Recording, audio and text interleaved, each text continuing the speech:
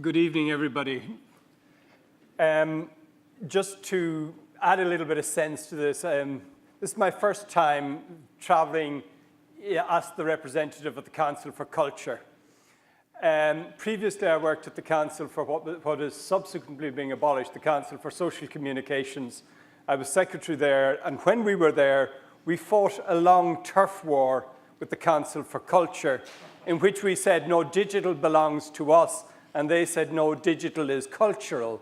We said, yes, but if we're not allowed to do digital, we're technicians, we're just doing media. I now found myself on the other side of that equation. Fortunately, or very unfortunately, really, the Council for Social Communications has disappeared, and I know that the new Secretariat for Communications will take up the debate with me in the fullness of time. What I'd like to do today is something that owes a lot to my experience in the work of social communications, and something that reflects a little bit my beginning to think about and reflect on the new responsibilities that come with being part of a Council for Culture, which is itself an organization that doesn't have the same clear mandate as when you worked in the area of communications. I'm very pleased to be here because one of the things that I've noticed when I worked in communications, every bishop's conference, every diocese has a communications department, and we had interlocutors globally. Now working in the field of culture, it's not clear exactly who the interlocutors are. And one of the things I learned when I got to Rome was that really the best things don't necessarily happen in Rome. It's traveling that you discover the riches of the church and the best initiatives of the church. And together with my former boss, Archbishop Celli, we decided to travel as much as possible, learn what was happening in the church, and take the old Tom Lehrer motto, don't close your eyes, plagiarize. Anything that was good in good practice, we took it on board, and we tried to make of the Council for Social Communications a hub. So we had privileged access to what was happening globally as the church began to find its way into the sphere of the digital culture, and then we tried to share that with others. And that, in a sense, is why I'm pleased to be here, to listen in on your discussions, to take and rob, hopefully, the better ideas from that, and then to build alliances with other people who are having similar discussions in different parts of the world. Okay, that's by way of a long introduction and an explanation of why I may not be on totally familiar ground to myself in these days. The church in the digital age, new cultural challenges to sharing the good news today. I think in a hurry sometimes I had said the cultural challenges. These are among the cultural challenges. They're by no means exclusive, but I do think the digital environment in which we live is a dominant and a significant feature of contemporary culture. There's that kind of easiness of which we can talk about a digital age or a digital world. What I want to talk about there, what I mean there is we're all kind of familiar with the technological changes. We now carry small devices that enable us to do things that we would have considered miraculous 25, 30 years ago. We know that the future is probably these devices are going to become more powerful, we'll be more connected, we'll have broader accessibility, they'll probably become cheaper, and hopefully they'll reach a wider range in our world. And that's interesting. Far more interesting is, in a sense, what young people, and not just young people, have done with these devices. I have my own kind of focus group, which is I have 15 nephews and nieces ranging from 8 to 31. And they, although they're less than 30 years younger than me, some of them, are living in a radically different world to the world in which I grew up. Their way of gathering information, their way of educating themselves, the potential they have to express their opinion on a wide range of areas and find people who listen to them, it's radically different to anything I knew.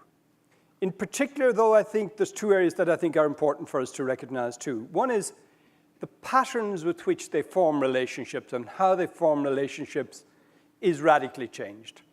I left my high school, we call it secondary school, in 1975. I've never seen most of the people since. Young people leaving school environments today are staying connected with the people through social media.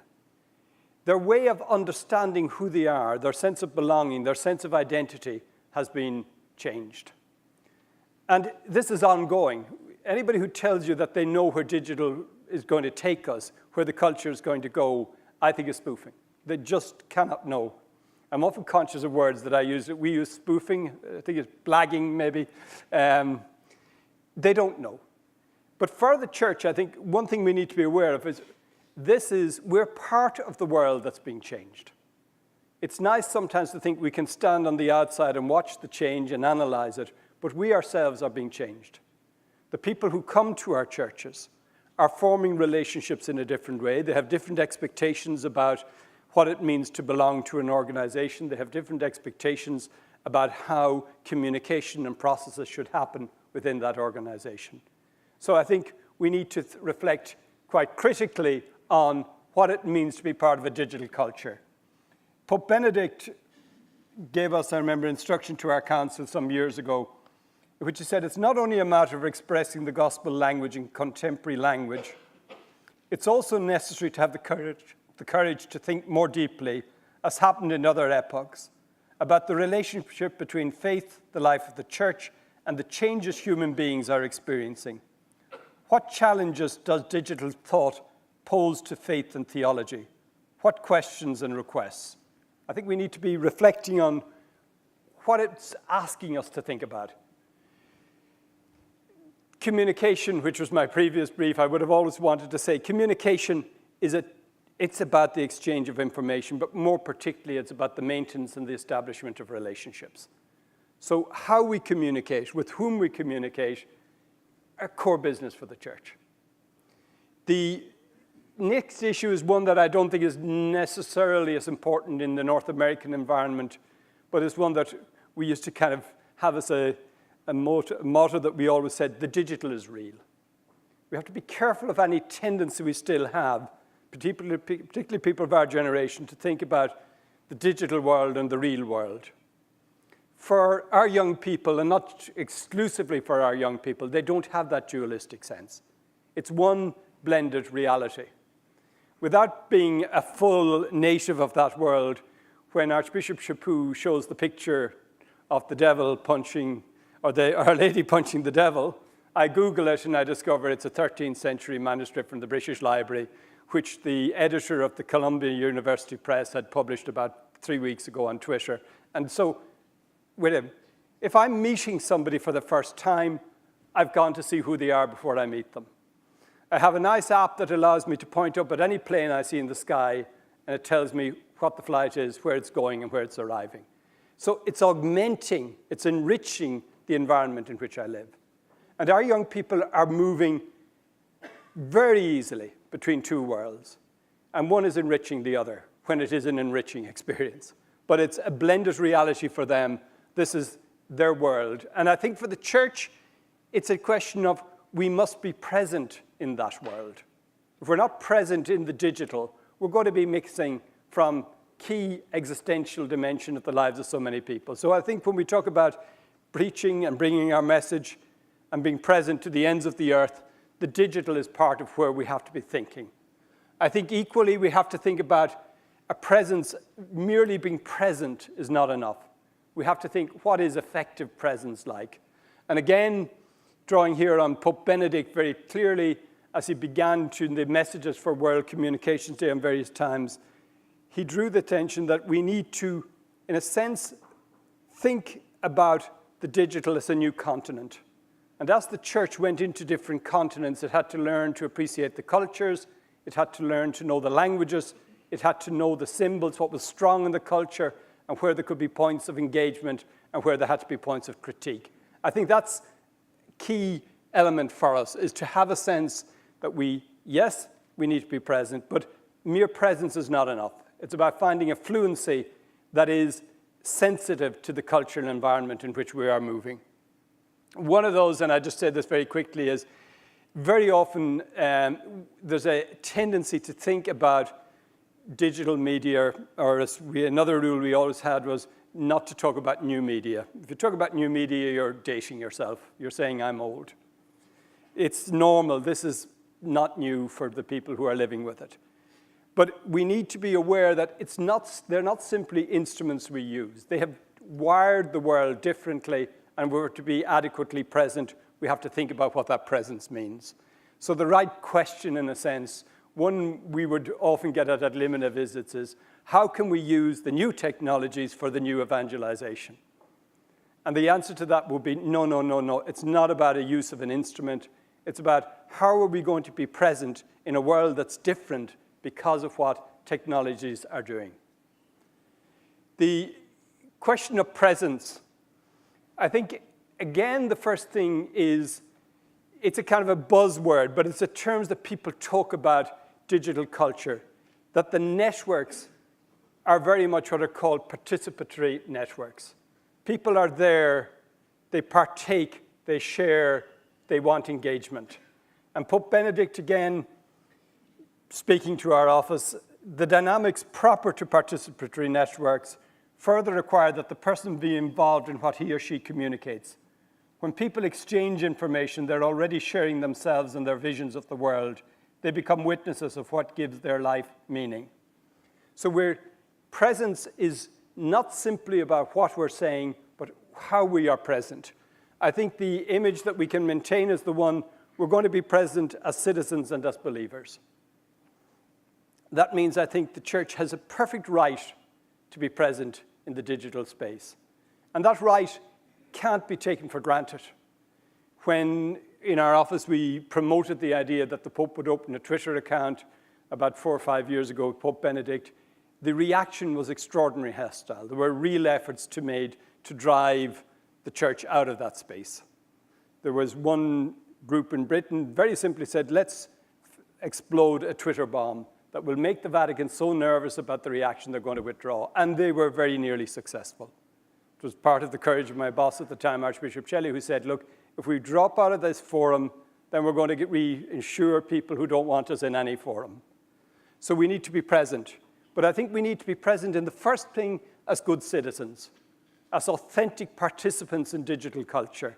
Then we will also be credible as believers in terms of our testimonies of faith. The first one, I think, is this, to work with others to humanize the digital environment. The digital environment is, as you know, rough, tough, nasty. But it's made up by the people who are there. People often talk about user-generated content, but the actual culture of the digital environment is the product of the people who are there. If we say it's so nasty we withdraw, then we're saying we're leaving that to the people who are the trolls, the nasties, the vulgarians. We're just giving them a clear field. We need to stay there and somehow work with others of goodwill to humanize that environment. I think one of the things is, how do we ensure that there is a proper ethic within the digital space?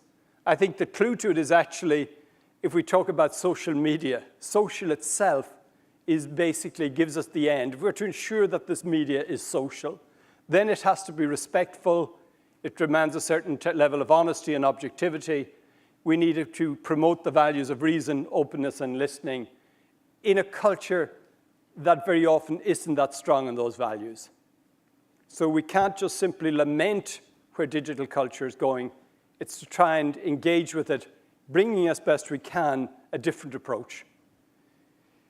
The Pope Benedict's notion, again, was that we try and look on the digital culture as a space where we identify the potential, where there can be renewed knowledge between people, where they can learn to respect one another, to dialogue with each other, and to move towards friendship. And this captured more particularly by Pope Francis and the whole notion of a culture of encounter.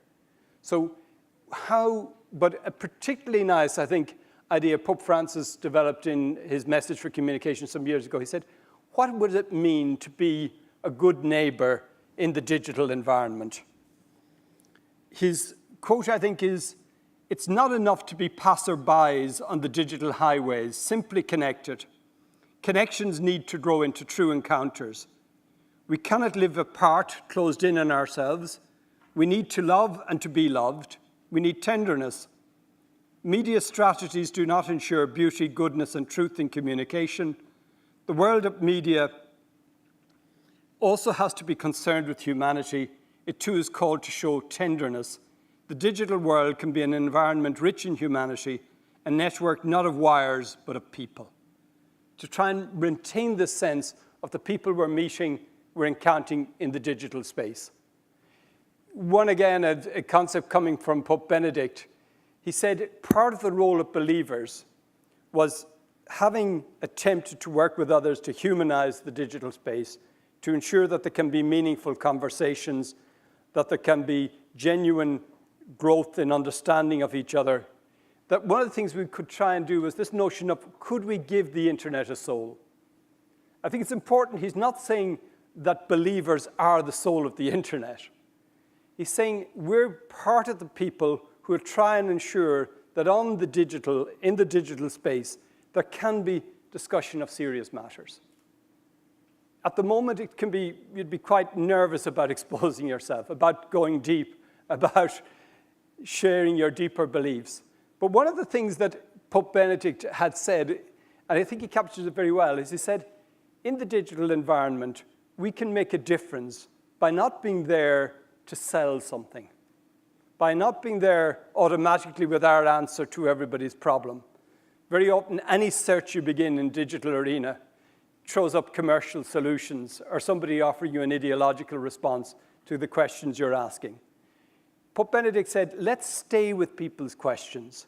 Let's engage people's questions. Let's not jump to quick answers. Let's not just dialogue with them so that we can have a platform to, and he used the word, he said, let's not bombard people with our ideas. Let it be different in the sense we're willing to allow people to ask questions. We're willing to go deep with them.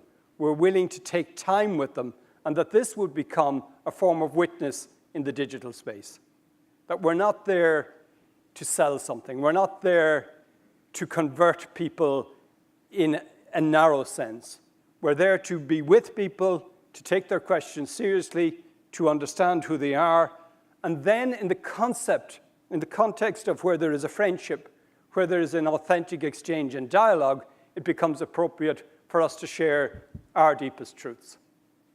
So that the idea of evangelization is the idea of, as the conversation becomes serious, and the internet is above all a place where people want to share passion and conviction, then part of our authenticity is to be able to explain to people the reason we have to have hope, to have belief, to have strength in life. So this idea of being able to let the conversation go deep and then not be afraid to name the gift we have from faith and to share that gift with others. And again, part of that is about our witness.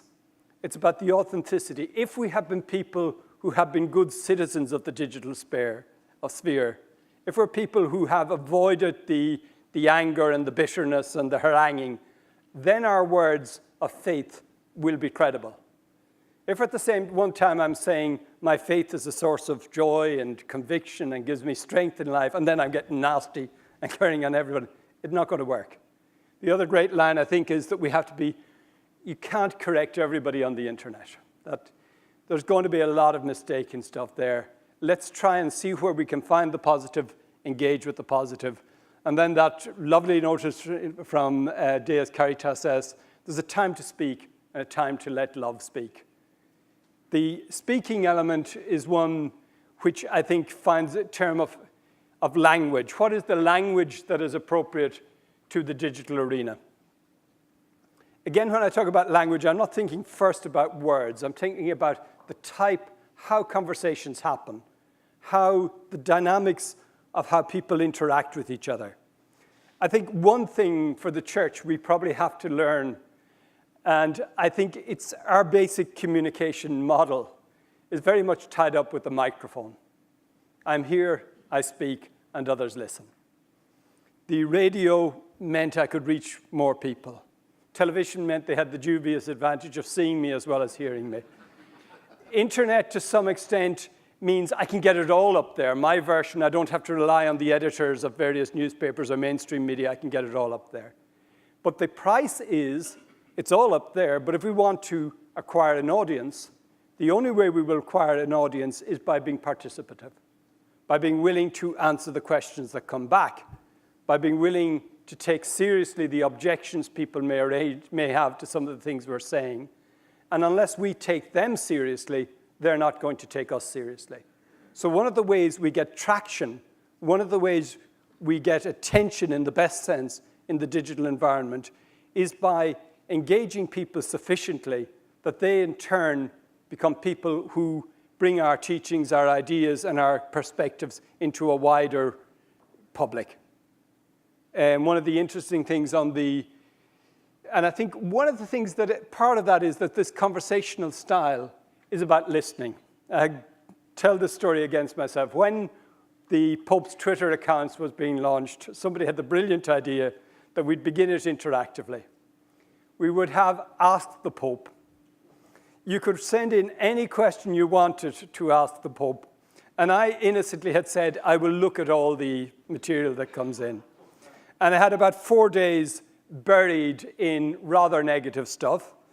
I learned a whole range of vocabulary in about 7 different languages, which I probably won't get many opportunities to use, except maybe on the golf course occasionally. But one of the things that was interesting was actually, as you looked, what was it? Why were people so upset with the church? Why were people so upset with the Pope? Why were they so annoyed? And one, I can't say we did this scientifically, but it was quite interesting. From North America, Britain, and Ireland, it was all about sexuality. In particular, it was about the issue of homosexuality that was creating an anger and an annoyance with the presence of the Pope. In Europe, Spain and Italy particularly, interestingly, it was all about the wealth and privileges of the church. It was about the power of the church in so many ways. And I think there's a value in listening to see how others see us, so that at least in our communication, we don't reinforce the ideas that they have. And that's, I think, a listening thing. Part of that is the digital arena says, you see what people are saying, you engage, you come back. That's time-consuming. But I think part of the thing we have to understand as our church is that doesn't all have to be coming from the center. We have to develop across our churches, in the network that is the church, a capacity to respond.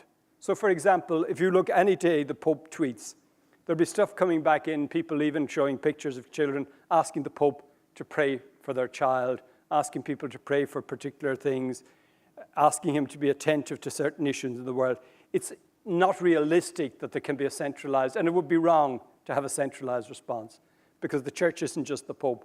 But can't the church maybe go in, see what's there, see the language, see the questions, and the parish of X can reply and say, we're thinking of you, we're praying for you, so that we have what I would come to call a devolved engagement. But we have engagement, not simply one-way communications. Related to that, I think, is, and these I'll move fairly quickly here, is our language tends to be very much about texts. We need to rediscover our capacity to speak with images, particularly we're living in a very visual society. We need to recover the sense we have of beauty. Beauty is at the heart of our tradition. We should have no fear about moving into a post-literate world. If we look to our pre-literary traditions, we have materials that will warm hearts, that will stir people. I think, again, we have to be careful to show rather than tell. As I listened to Cardinal Wuerl this morning, we're invitational. We're asking people to come on an adventure. We're not asking, and one of the funny things is we would have had a lot of digital marketeers coming in to tell us what the church needed to do to sell its message. Their image was always we were selling a message. We were trying to say we're trying to invite people to relationships with a person. It's about bringing people in, engagement, walking with us, and I think it requires this ability to be able to show people what our strengths are and where our life is. The vocabulary issue, I think, is one that's, again, very clear. Pope Francis has been very strong on that, on the need for us not to use language that in its intellectual quality somehow excludes people. The test very often of our best ability to communicate is our ability to not hide behind theology, but actually to be able to express what we believe in words, images, and ideas that can reach even the simplest and maybe sometimes the least educated of people. Because if we can't find a language, maybe it's not real for us. One thing, just as I listened to the debates today, Jonathan Sacks, the former chief rabbi in Britain, had a great notion where he said, for any religious communicator, it's very easy to talk to our own, what he called narrowcasting. We have the language, they have the language, and it's lovely. But he said the real challenge is broadcasting. Can we learn a language that engages people without them having already to know all our terms? It's an invitation, it's a first level language. It doesn't mean we ditch richer languages, but we need a language that is entry level, that can attract people. On the moral, and I say this as somebody who was in the area of moral theology for many years, our moral tradition, our norms, come out of certain values that are rooted in the vision of Jesus Christ. We're trapped when we find ourselves defending the norm, particularly a negative norm, without having the context that allows us to show the vision that informs that norm. There's an Irish writer, Brian Moore, who had said was about Catholics, he said, in the beginning was the Word, and the Word was no. And I'm sorry, but I think we have to be careful if we can find a way of our no's being expressive of a yes to life, of a yes to goodness. But I think one of the things in reclaiming the church, even for our own people, is that we have to find a way of being able to speak of our moral insights as not arbitrary impositions, which we put there to make people prove their obedience, but of insights coming from our vision of the goodness of life as revealed to us in Jesus Christ. So we need to get our moral teaching back to something that people can fully identify with. The culture and engagement, again, a choice we made, and there was criticism, was let's celebrate the positive of the internet, of the digital. It would have been too easy to have had the headline, Pope condemns Facebook, Pope condemns. The media are ready for that. Let's surprise them by moving towards finding what is positive and what is truly positive. Let's not be blind about the risks and the abuses and the downside of that, but let's name that as a betrayal of the potential of digital culture, of the internet, rather than as a negative in itself. I think part of that is how do we maintain an attitude. I think very often it's almost as if people feel that once you go online, you have to begin behaving differently. No, we try and show the importance of human agency, that we can be truly in that world but not off it, by offering an alternative. One of the things here, and charismatic filter, you remember, I see Bishop McManus is here. We were together in the Gregorian with Father Hamill, who always talked about the charismatic filter. How do we look at moral teachings and moral traditions and pass them through the core of our gospel, where we will find in most cultures things that we want to laud and praise, and we'll find things that we have to correct. Again, Pope Benedict talking about Matteo Ricci, efforts in China to identify what's positive in the culture, what can we work with, and what do we have to name as being not necessarily good for human beings and not necessarily easily or even ever combined with our gospel insights. I think part of that means there has to be room for a critique. In the digital space, the false gods of wealth, fame, and power are alive and well. They're driving it. We can't refuse to point out how wealth, or a desire for wealth, fame, and power to the exclusion of everything else is going to be destructive of individuals and destructive of society. But we have to learn to do this with a certain speaking the truth in love. That it comes across not as we're superior, we're better, we're condemning you from the outside, but rather it is we want to liberate people, particularly I think liberate people from an environment, and the digital space, particularly for young people, is one where they have to perform, they have to show the beauty and the wonder of themselves and of their lives, the interestingness of their friendships. It's a very harsh environment. Let's free people from some of that by being able to say to them and pronounce to them of a God who loves them as they are, as a God whose love is limitless, of a God who loves them so much that in a sense he wants to invite them to a different way of living. So I think we need to recover that sense. And I think here I'm just thinking of the reclaiming the church. One of the things I think we have in our tradition, which is when we speak the language of judgment, We make objective judgments about facts and situations, about the wrongfulness of certain situations, about the wrongfulness of the injustice that is done to children in certain circumstances. Our world doesn't always make the distinction between that and what we would call the subjective judgment, which is we can say this person is doing wrong. We may not be in a position to fully measure their culpability, to say how wrong they are in themselves for this, but our world has lost that distinction. So even sometimes when we simply want to say this is wrong, we're seen as being standing in judgment. And one of the features of our culture is this, I think, fear of judgment or avoidance of judgment that has something good about it insofar as it says, let's be very careful before we presume we are better than somebody else or standing over somebody else. But it's something of weakness in it if it means we can't say this situation is unhealthy, this situation is destructive of the individuals involved and of the society. So it's how can we recover a way of using a language of judgment that isn't going to be easily abused to put us into a position of being among the haters or the judgmental ones. And I think with young people, that's an extraordinarily sensitive issue. I think one of the nicest things I read recently was somebody described the digital arena as postmodernism on steroids. This is where the skepticism, the suspicion, the irony is stronger and stronger. One of the things I think that make the digital space sometimes difficult for us is we are by and large earnest people. The digital space is not always earnest. And even sometimes when we attempt to be humorous, the audience that is listening to us doesn't believe we're being humorous and misunderstands what we're saying. One of the things I would like, and it's one of the possible tasks in our culture, is to look at humor. There is a type of humor around that is frankly quite negative. There's a kind of a sneer, an easy put down that I think scares many people. But I think there are sorts of humor then that could somehow free us at our best. I think particularly there's a capacity to point out the frailties in certain aspects of contemporary life. It can be done with humor. I want to talk a little bit about, despite some of the negativity, the receptivity.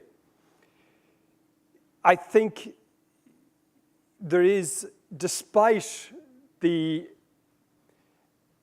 skepticism, the worldliness of the digital culture, it's clear, I think, that there is a yearning for something more. I think we're going to need very sensitive ears to tune into that at times in our culture. I had one or two, but I'm conscious of time. Just two recent ones that I came across in my somewhat eclectic reading. One was The Circle by David Yeagers, which is coming out as a film now, which is a novel set in Silicon Valley, where the hero is a young woman who is being very successful in the digital arena. And it's a humorous novel. And basically she's so many emails that it keeps getting on top of her. But there comes twice in the book, there comes moments when she realizes that this is making her sick, that she's stressed out, that this is just too much. But each time it's almost like the addiction. She deals with it by going back and by responding to more and more emails. And I think one of the patterns we need to watch is how an addictiveness, how we can free people from addictive patterns of behavior.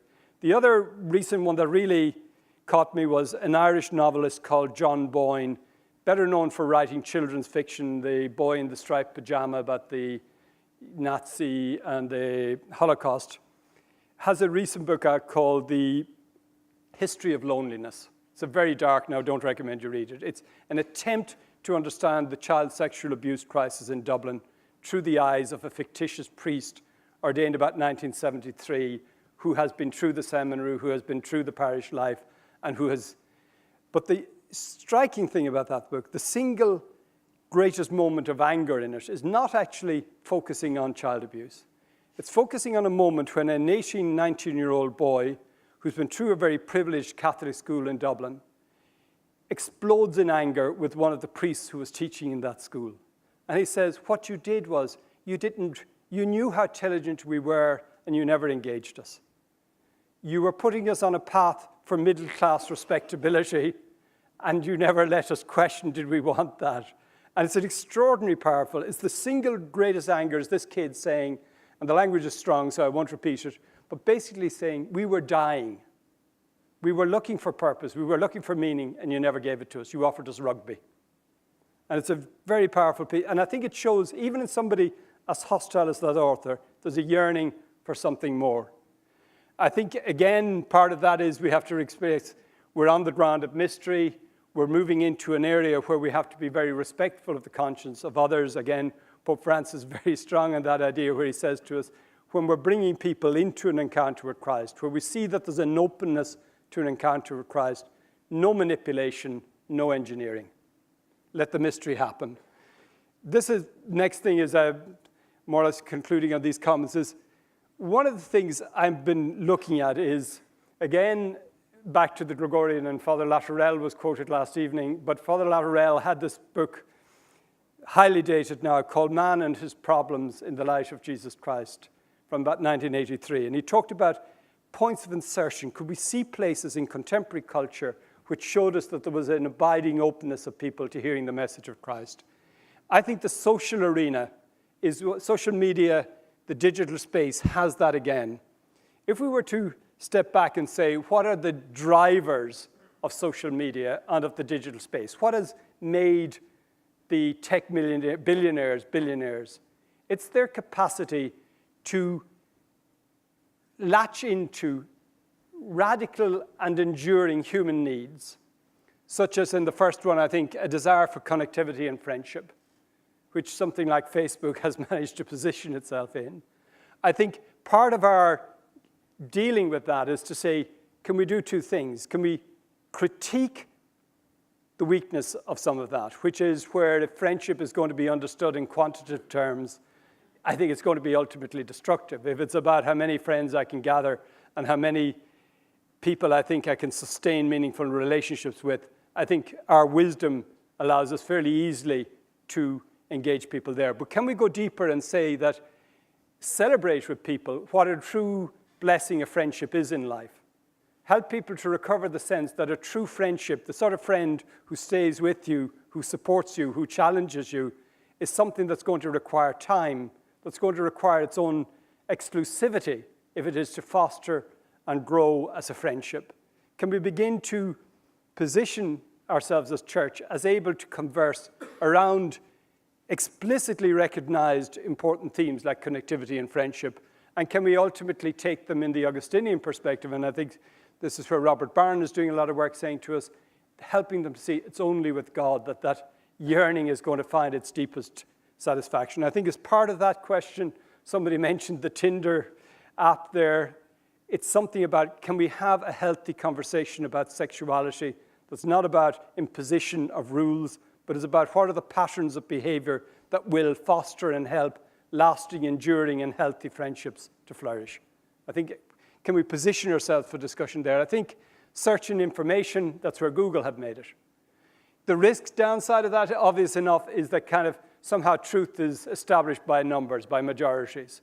Or sometimes the truth is not so much a matter of conviction or reasoning or argument, but is true emotional presentation that overwhelms any critical engagement. Again, I think, though, if we look at the culture again, people want information, even if it's as trivial as choosing where I'm going to eat or where I'm going to go on my holidays. I want the information to be reliable. I want it to be trustworthy. I want it to be helpful. I think criteria there can help us to move in towards a notion of truth. Not truth in an abstract, but truth vindicated in human experience. Again, the sharing and gift, which again, drivers of so much, one thinks of something like Wikipedia, built up by people who are given their time free, who are putting it on. When you think of so many programs that are publicly available, made by people free and made for accessibility to all, there's a desire for people to give. Downside in our digital culture, easily recognize the risk of narcissism or performance. It's all about me showing myself. But I think to draw the potential, to see the altruism and the generosity and help people to engage with that and to learn something about the truth of giving oneself, not to perform, not to win, but actually the value of self-giving as a place where we also find ourselves. I think the following one, again, Twitter, so many, even YouTube is increasingly being curated by who you follow on YouTube, and they will bring you the videos that will be best for you. But again, the recognition of a need for guidance, the risk again, as we know, the polarization. I only follow those who already agree with me, which consolidates my sense of who I am and prevents me ever having to engage with people who are different. I say this as an outsider, but I think your current presidential election is the first post-digital presidential election, and the extremes are getting there. I think what we need to ask is, can we find a way where we can say about dialogue and where we see diversity and difference as a richness, and where we move towards a notion of discipleship, where the following is the following of someone who strengthens us, who loves us unconditionally, but who cares for us enough to challenge us, to help us to grow. And then the final one, the play area, where so much of the internet is about people looking for entertainment. The risk side of that is the distraction and the isolation. But I think, again, our potential to reach people with imagination, art, and beauty, and that openness towards a wonder and awe. Finally,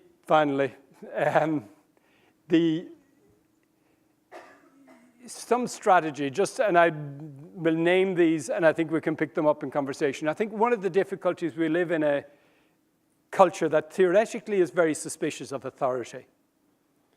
Authority with a capital A has to be earned nowadays. You can't just claim it on basis of your position and with, I think, the exception of celebrity, because the celebrity thing has created a whole new authority system that in its own way is more pernicious than any previous authoritarian type system.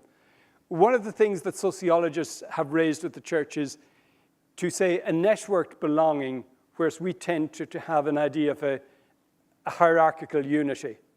But I think they're part of the challenges for us to discover the richness of our church belonging as belonging to various communities.